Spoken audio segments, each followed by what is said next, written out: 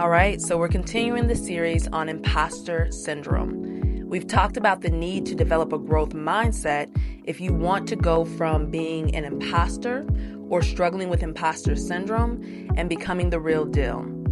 So today we're going to dig into what are the barriers to developing that growth mindset.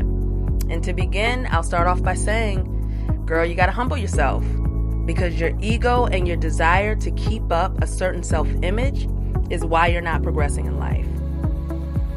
In previous videos, I've talked about the importance of adopting a growth mindset and developing a growth plan if you want to overcome imposter syndrome and become the real deal. But the thing is, for many of you, you can't even develop a growth plan because your ego won't allow you to admit that there are areas that you need to grow up in.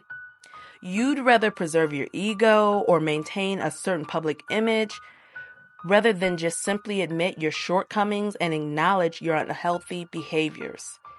It's easy for you to make excuses and to justify toxic behaviors rather than just to simply believe that you can change and to do the work to actually change.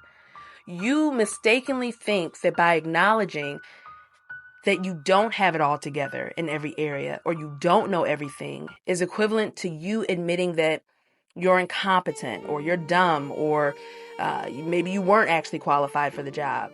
Or when it comes to issues with your character, you think that simply admitting that you need to grow in an area and that you don't have it all together is equivalent to you admitting that you are a bad person. So you'd rather, again, preserve your ego, keep faking things, than to simply admit you have flaws. You're not perfect. Acknowledging areas that you want or need to grow in doesn't say anything about who you are at your core. It's not a reflection of your core identity. You can still be a beautiful person while acknowledging you have a problem with gossiping. You can still be a highly skilled manager in the workplace while acknowledging you struggle to relinquish control and sometimes you can be a little rigid. See, when you are more committed to preserving your ego and your self-image than you are to your personal growth, you will begin reframing toxic, unhealthy traits and behaviors to appear to be good or positive. Why? Because you really don't believe that you have what it takes to change and to grow and to become the type of person that you really want to be.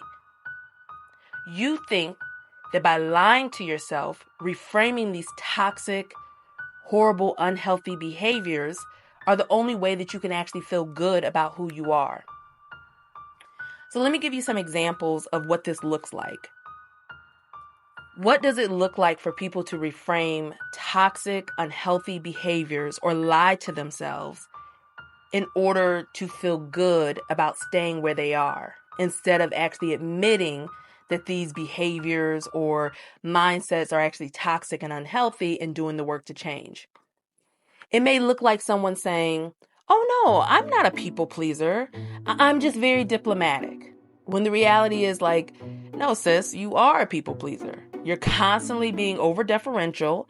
You conform to what other people want you to be because you're scared of their opinions. This may also look like someone saying, well, I don't care if people like me or not. I don't want to be around fake people or weak people or overly sensitive people. But the reality is, you just don't want to grow in your emotional intelligence. You don't want to learn how to engage with diverse people in positive ways. You don't want to put in the effort so that your relationships can be healthier. You'd rather isolate yourself. And we all know that isolation is an unhealthy behavior and it is not good for our mental health. Sometimes managers and bosses, they will reframe their toxic behavior by saying things like, well, I'm just a no-nonsense manager or I'm just a no-nonsense boss and I don't really care if my staff hates me or not. When the truth is, sometimes maybe that boss or that manager is being overly rigid and too controlling and micromanaging, and they're just unwilling to grow in their ability to manage people well. They are not willing to put in the work to become an inspiring manager. So they just say, oh, I don't care if my staff likes me. People tell themselves so many lies. I mean, from in the workplace as a boss or a manager, or even in our personal lives, in our interpersonal relationships, I hear people say all the time, like, oh, I just want to be happy. And, I just let things go that no longer serve me. And those things could include a perfectly good marriage, familial relationships, friendships. People just say things like, well, if it no longer serves me, I just let it go. When a lot of times the truth is, you're simply unwilling to go through any challenges to get what you ultimately want. You like quick fixes, you'll quit whenever you face resistance, and you're addicted to ease and comfort in an unhealthy way. That's the reality, but you reframe it to be this positive thing like, oh, I'm just pursuing my happiness and I just let go of things that don't serve me and I'm quick to cut someone off.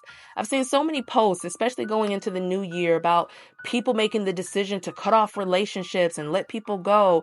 And it's like, yeah, some relationships we do need to cut off, but sometimes we're just cutting relationships off because we don't actually want to put in any effort to cultivate and develop healthy relationships.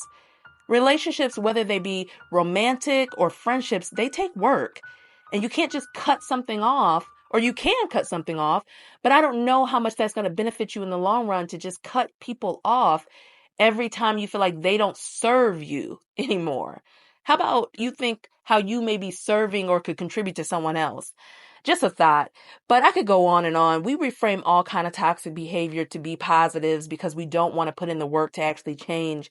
I've seen people, take a positive concept like body positivity and use it to justify gluttony or poor eating and health habits.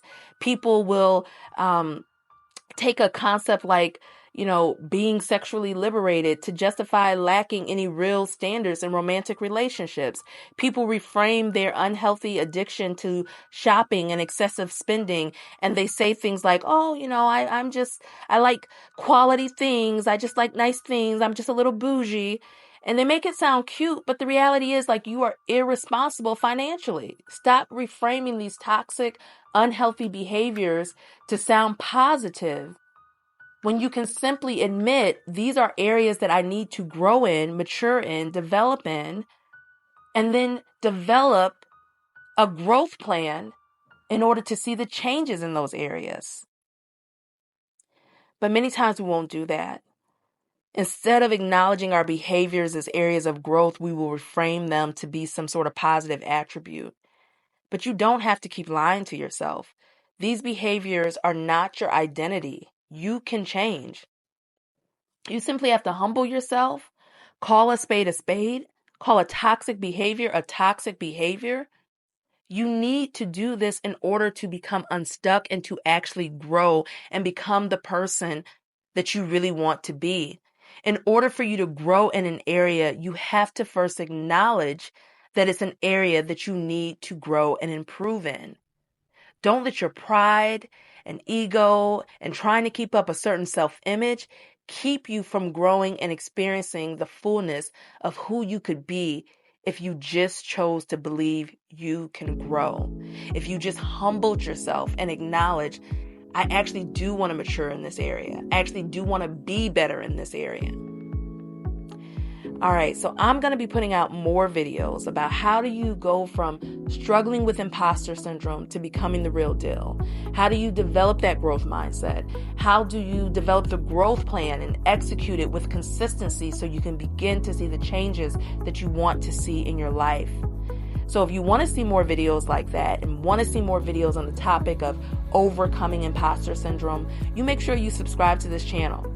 And I will see you in the next video.